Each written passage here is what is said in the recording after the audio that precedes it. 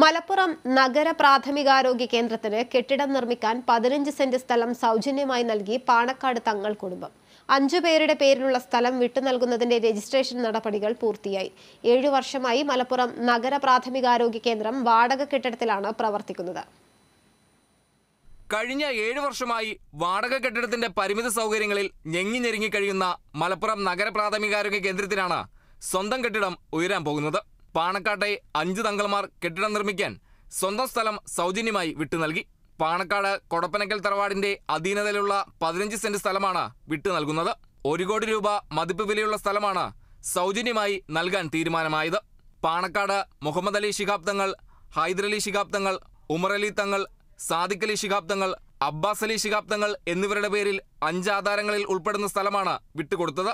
നഗരസഭയ്ക്ക് സ്ഥലം വിട്ടു നൽകുന്നതിന്റെ രജിസ്ട്രേഷൻ നടപടികൾ പൂർത്തിയായി. മുഹമ്മദ് അലി ശിഹാബ് തങ്ങൾ, ഉമർ അലി ശിഹാബ് തങ്ങൾ, ഹൈദർ അലി ശിഹാബ് തങ്ങൾ എന്നിവർ മരിച്ചതിനാൽ അവകാശികളാണ് ഭൂമി വിട്ടു നൽകാൻ സമ്മതിച്ചത്.